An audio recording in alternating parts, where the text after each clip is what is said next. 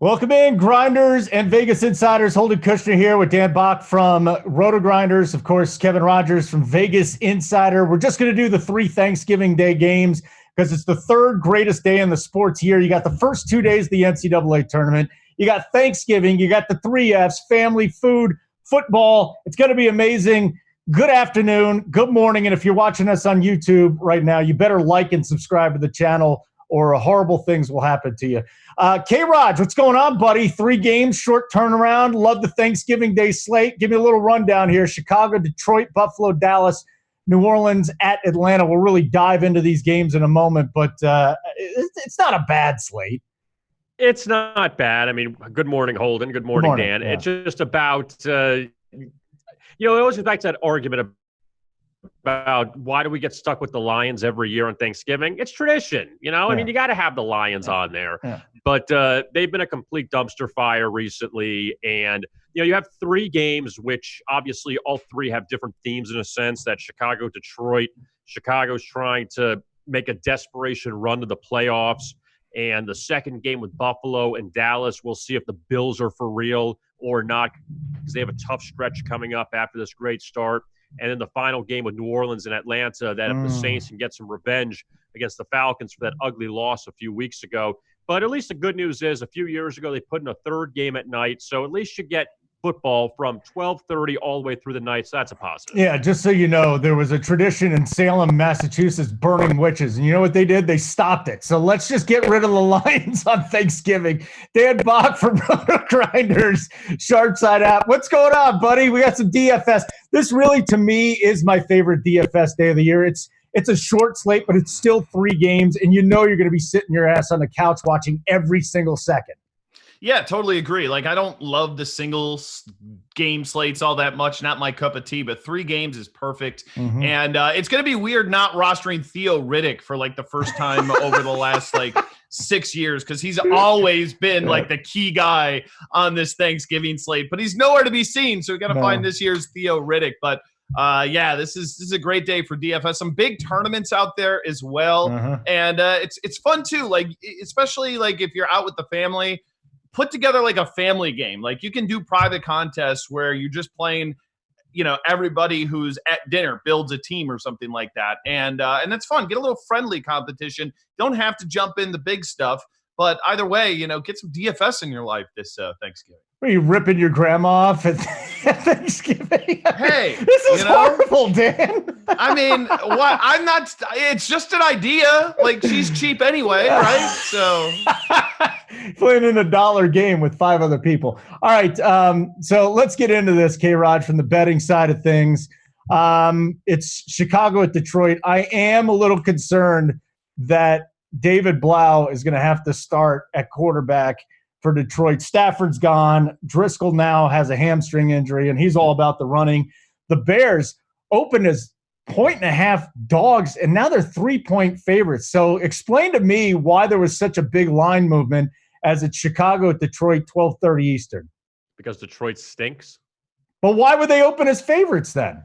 That, though, I think that came about probably a week before. Here's what the Westgate Superbook in Las Vegas does. They release these early lines about 10 days before, and we saw that last week, too, that New Orleans was laying 7 to Carolina when they first released those early lines. Then it ended up being 9.5, 10 on that Monday. Same thing here, that I don't think it's necessarily a 4-point swing from a few days ago, that the opening line, they had Detroit a little more as a favorite, considering Chicago had been so poor, or at least Chicago wasn't playing well. But now, like you mentioned, with the quarterback situation and with the Lions losing that game to the Redskins last week, definitely has taken a bit of a hit on the Lions, even though they're back at home. And now Chicago coming off a win over the Giants. I think we see Chicago is still not going to be in the playoffs, that Minnesota and Seattle will be the 2 wild cards, assuming they don't win their divisions. And then Green Bay, San Francisco would be the other ones.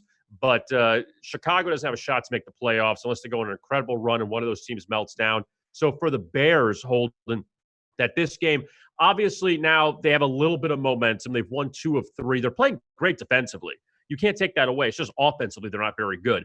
But defensively, going back, They allowed 14 to the Giants, 17 to the Rams, 13 to Detroit, 22 to the Eagles, 17 to the Chargers after they had kind of a substandard performance against New Orleans back in October. But Chicago, we know their defense is still very good. It's just a question of if their offense can step up. For Detroit, 6 consecutive non-covers for them. And the last time they won a game at home and covered a game at home was 1845. We're close. Week 2 against the Chargers. Wow. That's and the Chargers we see aren't very good either. And the last time they covered a game was against the Packers in that Monday night debacle. Remember that one? That was the game they should have won at Green Bay, and they ended up losing by a point. So Detroit's just such a mess right now. I don't love the game just because I don't want to trust the Bears here, but it's very hard to make an argument for the Lions. Hey, Dan, I think you look at the other 2 games in the slate and DFS side, those are the games. I mean, New Orleans and Atlanta is going to be popular, and we're talking tournaments here. And then, of course, Dallas, a lot of people are going to be on Dallas. So maybe this is the way to go if you want to win a tournament and just hope that you can pick the right guys. Hold your breath here, but Mitch Trubisky, I can't imagine he's going to be popular at all, especially considering that Prescott's just $400 more on DraftKings. But are there a couple of guys you could pick out from this game? Maybe you're going to differentiate yourself, whether it be a mid-tier wide receiver with the Bears, or all of a sudden you think that Montgomery's going to show up, Tariq Cohen, and anybody on the Lions side, maybe a Bo Scarborough.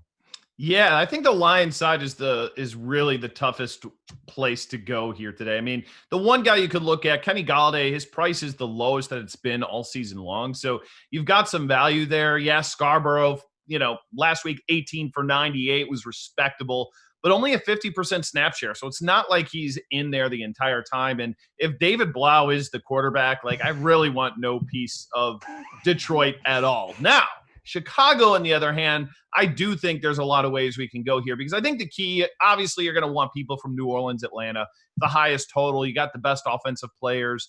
The Dallas players are pretty cheap. You can look at Cooper. We'll get to that game here in a moment. But you got to always find one or maybe 2 guys who can just get that one touchdown at really low ownership because there's always going to be a lot of lineup overlap just simply because we've got 3 games. So a couple of names to throw out here on the Chicago side. I don't think he's contrarian, but Tariq Cohen against Detroit, who gives it up in the pass game. 9 targets last game, 22% touch share for the Bears. So he won't be, 2% owned, but I think he's interesting. But 2 names that I do really like in this game because I don't think we're going to see Taylor Gabriel play. One, Anthony Miller, 11 and 9 targets for him over the last 2 games. And this one's going to be a deep sleeper. But Mr. Wims there for the Chicago Bears. He played 45% of the snaps last week. He's only $3K. And if we're without Taylor Gabriel, he's a guy who's going to get more snap shares than he had previously. So, again, you need to take a few shots along the way, and if he scores a touchdown, you're going to be way ahead of the field because nobody's going to play him. So, Wims, I think he's a 3K crapper that you can keep in your player pool. I mean, the Miller call is good. I wonder how much ownership he's going to have because we all know that he's going to have a massive opportunity with 20 targets over the last 2 weeks. Hey, K-Raj, game total here, opened at 41, sitting at 39. Everybody knows this game is going to be ugly. So do you have a lean either way here? I'd lean more towards under just because Detroit's offense can't produce and Chicago's offense stinks. The only thing I'll give the Lions here, the only one silver lining is, I know Washington's offense is terrible. They did allow 4 field goals and a kickoff return for a touchdown. So let's not make it out to be that the Lions were diced up by the Redskins last week necessarily. They just couldn't get their offense going. So that's the one silver lining for Detroit. And the first time around, the Lions had some opportunities. They kicked a few field goals, and Chicago opened it up in the third quarter when they played a few weeks ago at Soldier Field. But I'm not going to depend on Jeff Driscoll if he plays. I'm not going to depend on Mitchell Trubisky for points. So I probably lean under just because, this is a Bears team that's hit 5 straight unders. I can't beg for points in this one.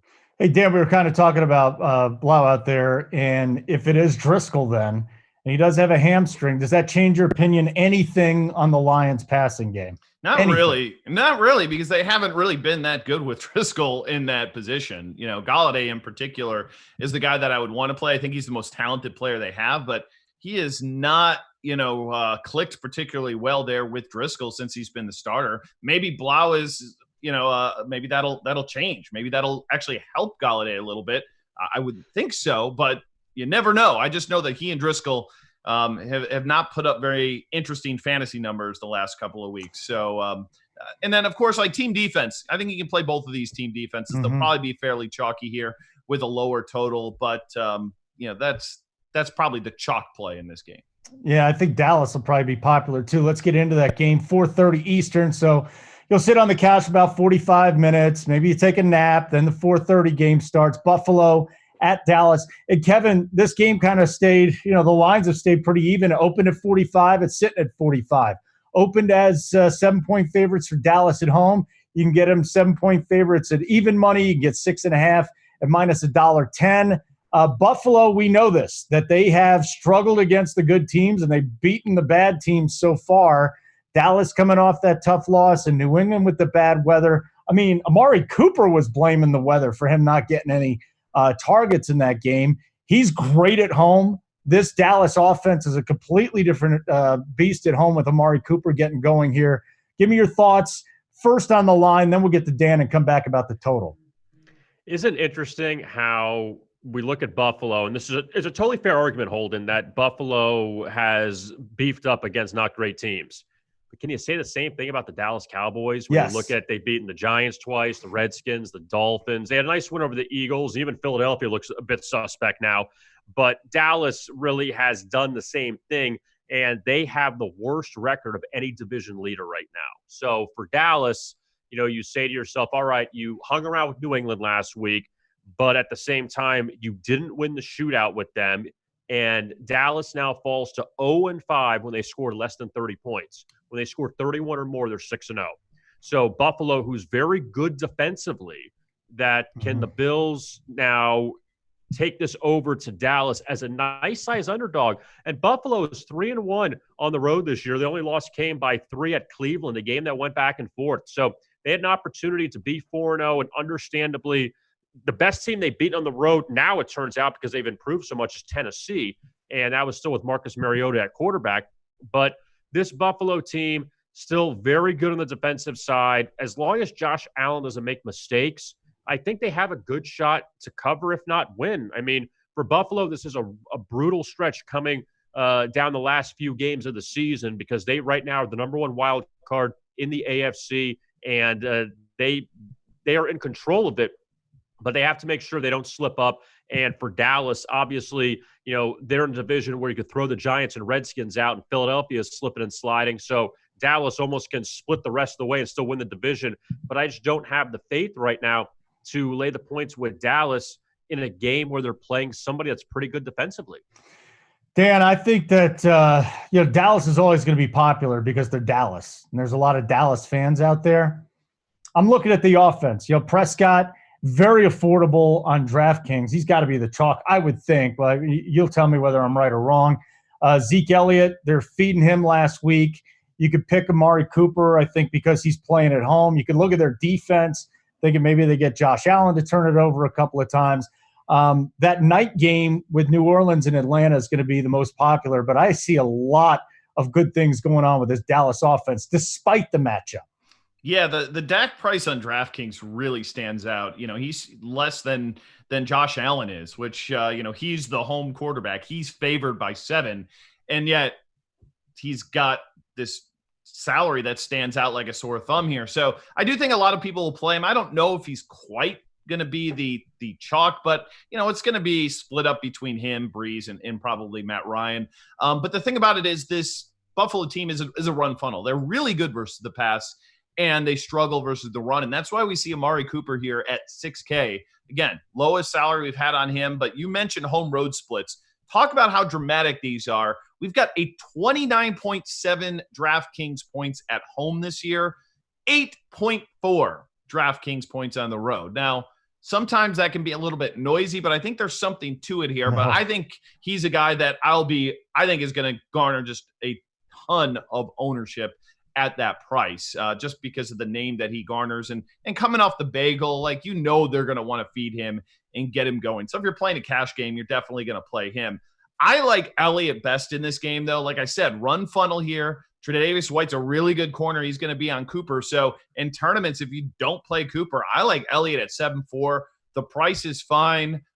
We saw, decent workload for him last week, and it feels like he's ready for a get-right spot. Last week certainly wasn't it against New England in terrible weather, but he did have 2 touchdowns against Detroit. Didn't get great yardage that day, but I think that he's a guy who's going to go over 100 yards here.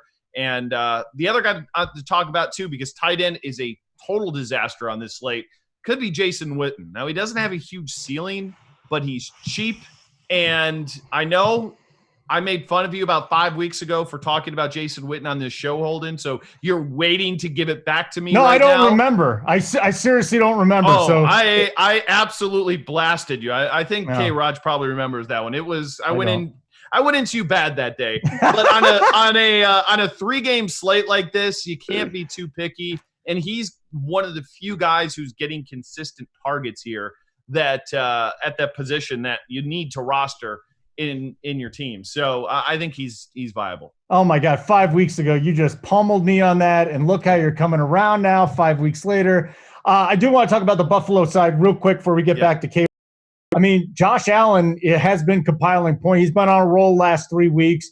He can always, throw the ball deep, and Brown scores a touchdown or 2. So, I mean, if you're going in this game, I think, first of all, you're playing multiple lineups. You're going to have some Josh Allen, but I think you got to bring it back with Brown. I mean, I don't care who's on Brown. This guy is a deep ball away from 10 points on one play. No question. I think there's a couple of guys we can look at here. And I'm fine with Allen in tournaments. There's no question. I think his ownership's going to be low, and he's going to be the key. And here's the deal, too. Buffalo, they're not getting a whole lot of respect. They obviously see it in the line, and they're never on national TV. I mean, this is a moment for them in front of a national audience to say, hey, we're the real deal. I think they come ready to play. I like them plus the 7 points in this game.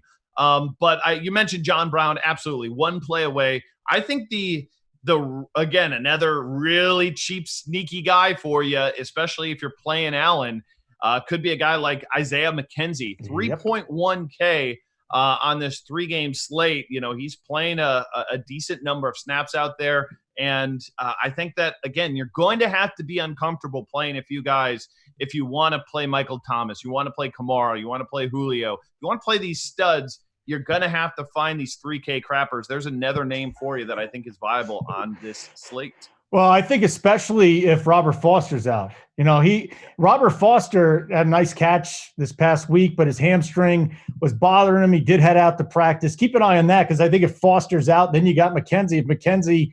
If Foster does play, I think Foster might be a guy that can just pop up and score a touchdown here. K-Raj, 45 is the total. Which way are you leaning? Probably have to go under, just because of the way Buffalo's defense has been. And like I said before about Dallas, not trusting them against good defenses. Also, another note here, 4th time the Bills are an underdog this year in their first 3 occurrences, 26 points with New England total, 21 against Tennessee, 35 against Cleveland. So there's been a lot of underplays there, pretty much never in doubt in all 3 of those with the Bills in the role of an underdog. And I just can't see where Dallas can still obviously win this game, but if Dallas can win this one 21-16, you're still staying under the total. I just can't see where this is going to be a high scoring affair. Hey, Dan, anything with Singletary in that run game over there with Frank Gore, give me a break, but Singletary? Yeah, he 70% of snaps over the last 2 weeks and 21 for 106 on the ground. I'm fine with him. I don't think he's like a core play for me, but I wouldn't X him out of my player pool. Okay. He's yet to kind of break out for like that 2 touchdown, slate breaking performance. I'd be a little bit surprised it would come here, especially as like a 7-point underdog. I'd rather kind of play him when they're the favorite, when they can control the clock. It's possible that happens here, but I don't think it's a likely scenario. So I think there's probably better running back plays than him at the price. Just want to throw this out here. 3 games all in a dome. I mean, this is ridiculous. No Leon Lett moments. No elements, 3 games in a dome. Come on, NFL. I'd much rather see Buffalo and Dallas in Buffalo. That'd be nice. 8:20 Eastern, New Orleans at Atlanta. This is the big game. NBC, 48 is where it opened with the total. It's sitting at 49. Opened, K-Raj, 5.5-point favorites for New Orleans. Now they're 7-point favorites at even money. So this is interesting because Atlanta went in and whooped New Orleans' tushy down in New Orleans. And I have a hard time thinking, especially after watching a lot of that Atlanta game against Tampa Bay, I have a hard time thinking, even though New Orleans is on the road, they're in a dome and they can't cover the 7. I feel like they're just going to go out and wipe out Atlanta. Yeah, I could see that happening just because, look, going back to that game a few weeks ago, that was a lot of value in the Falcons getting 14 off the bye. I know the Saints were off the bye too, but we know Atlanta has the capabilities of at least hanging with New Orleans, and they beat them outright. But also in that game, just a note on the Saints that they only allowed about 320 yards of offense to Atlanta. So it wasn't like Atlanta had 500 yards in them either in that game, but the Falcons were in control of it, and they ended up getting the win. And it almost felt like the Tampa Bay game this past Sunday, that was the kerplunk game for the Atlanta Falcons, that after they win at New Orleans, win at Carolina, they're feeling good about themselves. Then they play Tampa Bay, who's been a disaster, and the Bucs run them. So now Atlanta's back in the underdog role, and Atlanta's just not good at home. I don't know what it is. They beat Philadelphia in week 2, but for some reason they have not fared well at home. And I know they had the Seattle game without Matt Ryan earlier in the year. But as far as the Saints go, they held off Carolina this past week. And I just keep going back to this seesaw, at least defensively, for the Saints, that if you go back to week 3 against Seattle, they allowed 27. Then they allowed 10 to Dallas, then 24 to Tampa, 6 to Jacksonville, 25 to Chicago, 9 to Arizona, 26 to Atlanta, 17 to Tampa, 31 to Carolina. So you got to expect this is the one where they rebound and play better. Obviously, New Orleans, they're in control of the South, so they're okay with that. But still, with San Francisco coming up, still an opportunity maybe to get, if not home field, maybe a bye in the first round. They cannot mess around in this game against Atlanta. I think New Orleans will take care of business. Yeah, I can't remember where I saw it though, but after week 10, you get into late season divisional games, you're seeing them go under a little bit. So when I come back, I want to talk to you about that. But Dan, the Atlanta side to me is really curious here because Hooper missed practice yesterday. We're sitting here taping this on Tuesday. So you kind of have to figure out a lineup with Hooper and without Hooper. And if it's without Hooper, don't you go back to Russell Gage, at least on DK? 10 targets last week, 8 catches. The team you would think would be down. Maybe they have to go there. And I don't know how much of the game you watch, but Julio Jones is in serious trouble with that shoulder.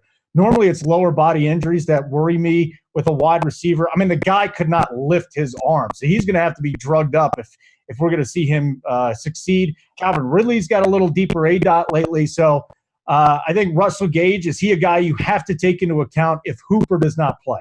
Probably. I mean, the price came up, but it's 4.5. So like on DraftKings in particular, that's pretty reasonable. So I think he's squarely an option. And just to piggyback on something that you alluded to there before you got into this was, it seems like the second time around the games, usually are lower. Well, it's been proven from a fantasy perspective, the second time that you play an in-division opponent, you almost always, not always, but the trend is lesser fantasy points just because you're more familiar with that situation facing him the second time of the year. So that's something you got to be a little bit careful of. But, even if Michael Thomas doesn't do what he did last week, last time they played 14 for 152 that day and didn't score a touchdown. And I think Kevin made a great case and why I think New Orleans is a smash here is it's not like Atlanta went up and down the field against them. And I think that New Orleans had a little bit of bad luck in that game that I think will probably turn. And they're going to want a little bit of revenge here off of that embarrassing performance at home. So I look for Breeze to be a great option. Thomas, Kamara. I mean, the one thing you love about New Orleans right now is they're pretty focused in terms of where they're getting the football. It's to Kamara, it's to Michael Thomas, and it's been to Jared Cook the last couple of weeks. So those are the 3 guys I'm looking at. Kamara, 7 receptions in 4 consecutive games. And again, if Hooper's out, like there is no great tight end. So I think Jared Cook is the guy that I would plug and play because he's been one of the few players at that position with a ceiling. So I definitely like him. The one guy to keep your eye on too on Atlanta, it's still early in the week for us here, but if Freeman comes back for Atlanta, he could be viable just because Brian Hill proves that he is not very good. He's been given ample opportunity to be that lead back the last 2.5 weeks, and he's really done nothing with it. So if Freeman is if he's active, I think he's going to get the lion's share of the work. And in a game which they might be trailing, it wouldn't shock me to see him get 6-7 receptions in that pass game on dump offs. Yeah. So K-Raj, let's get to the the total, and then here's the deal. Week 11 on was actually you've got late season divisional games. The under is the way to go. I think you're just something remarkable, like 63% over the last few years. So that's something I think you got to keep in mind with this game. I don't know. You're the betting insider here. The total's at 49. It opened at 48. So do you see any merit to going with the under here, or are we just looking at the Saints team coming out and laying down a hammer? I normally like this vice versa. We always keep an eye on with divisional matchups from the standpoint of not necessarily if the first matchup goes under to go over the second time or vice versa, but if the first matchup is just so totally under, like, and maybe this isn't a great example, but Jacksonville, Tennessee, when they played in week 3, and granted, you had different quarterbacks, Mariota and Minshew, that was a low-scoring game. They played again this past Sunday and just sailed over the total. And I get they had a huge third quarter, the Titans, with different quarterbacks in, but maybe you'll see a higher-scoring game after you had a combined 35 points the first time around. Now, that would be one reason why I'd like the over here. They just played a low-scoring game. Maybe you'll see a high-scoring game, and it's a few points lower. Now, on the flip side, though, like I mentioned, with the defense playing better after a not-so-great performance for the Saints, then that would make me want to think about the under. If New Orleans, if they drop 28 and they win this game 28-10, 28-17, then you'd probably go that direction. So I probably want to stick with that one just because of Atlanta not really lighting up New Orleans the first time necessarily. So I would probably say go under here. And also for the Falcons, the 2 games prior to the Tampa Bay game, that they did play really well defensively. And we know Atlanta's not good defensively, but they at least showed some signs there. So I'll probably stick with that one out of the 2. Probably go under, not convincing, but at least one game that can be 28-17, 28-20 and stay under. You mentioned Kamara there, Dan. I just feel like if I have 10 lineups, I've got to have 80-90% exposure to Michael Thomas at this point. I mean, on either side, he has to be the foundation. I can see at least going Zeke and maybe a Tariq Cohen and figuring out something else in the flex. But at this point, Michael Thomas, outside of Christian McCaffrey, this is as consistent as it gets. Like, he builds your floor and just try and get some other guys to go off. He has to be in your lineup. Yeah, I mean, he's not like ridiculously priced or anything here for a 3-game slate either. And like we've talked about, there's enough ways to make it happen. I thought they priced the slate actually pretty well.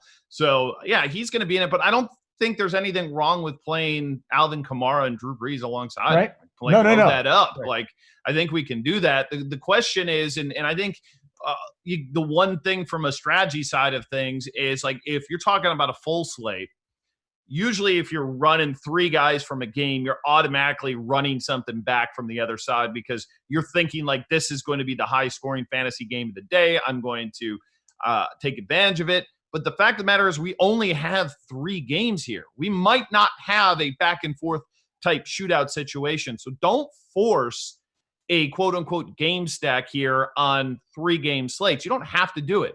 When you're looking at the larger slates, it makes a ton of sense to do that because there's a higher likelihood there might be that one spot that does go back and forth. There's a very good chance that New Orleans wins this game 35-14, and you've got tons of fantasy goodness from New Orleans and really nothing there from Atlanta on the other side. So don't force the run back here on these 3-game kind of Thanksgiving slates. You almost got to pick and choose and try and get those touchdowns from those other games. And that's why I like Detroit and Chicago. If this was a 12-game slate, we're probably not playing anybody from that because, we've got so many other people to choose from. But here, if you can figure out who scores that touchdown is going to be low ownership because we're scheduled to have 39 points. There's going to be scores to be had, and then pair them up with these studs. I think that's the path to winning the big field tournaments this week. All right, guys, I want to remind everybody that if you're watching this on YouTube on our RotoGrinders channel, make sure you like and subscribe. Like and subscribe because wonderful, magical things will happen to you if you do that.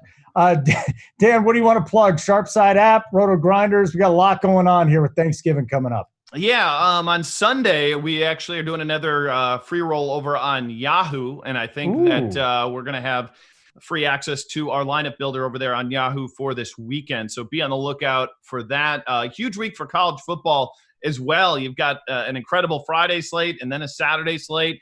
And then next week, of course, is the championship. So if you want to be a subscriber, we've got weekly options for you. So if you're looking for playing some daily fantasy college football, that's what I like doing this weekend. So check that out. Wish I could. Stuck in Colorado. Can't do it. Wish I could. Hey, K-Raj, NFL college football going on right now. I just have a question for you, like a Vegas insider. How much time can you spend on the NBA, college basketball, and the NHL when you got so much football going on? Honestly, I find the time, and I've done well in NBA and college, and hockey's been a little bit slow for me. But college is a tough one because you have a lot of these tournaments going on the next few weeks, especially this week, just so many of them. And that's a little bit difficult. NBA is easier to follow just because you only have 30 teams. But college basketball, if you could find a way to get through the next few weeks and stay above water before conference season, you should be okay. But admittedly, it is not easy with the college basketball, but we still find a way to do it all. Yep. Check out Kevin's stuff, VegasInsider.com. You can buy his picks. You can listen to his what's the name of the podcast? Bet and Collect. That's right. Bet and Collect. So you can do one of them. And then if you don't collect, it's really not worth it, is it? All right, guys, I'm going to go enjoy 15 inches of snow here in Denver. I'm sure it's nice out there in Jacksonville and in South Florida, too. By the way, Dan, my parents just flew up from St. Augustine Island. So this is a little different than what's going on down there right now in Florida. And I'm sure, you're eating your boobies down there, just cleaning up in 80-degree weather, guys. Yeah. Hey, I hope there's a way that you guys can enjoy the Thanksgiving slate as much as I can, because this is, again, my third favorite sports day of the year behind the first 2 days of the NCAA tournament. Dan, have a wonderful Thanksgiving. You too. I don't know what you're doing. You're probably eating turkey, hanging out with family. K-Raj, again, not sure what you're doing. Probably doing the same thing as all of us. Enjoy it. Thanks to Devin back in the studio. He said I needed to pump this 3 times. So just like and subscribe on the YouTube channel, and we're all good. Bye, guys. Enjoy Thanksgiving. We'll catch you next week. See you.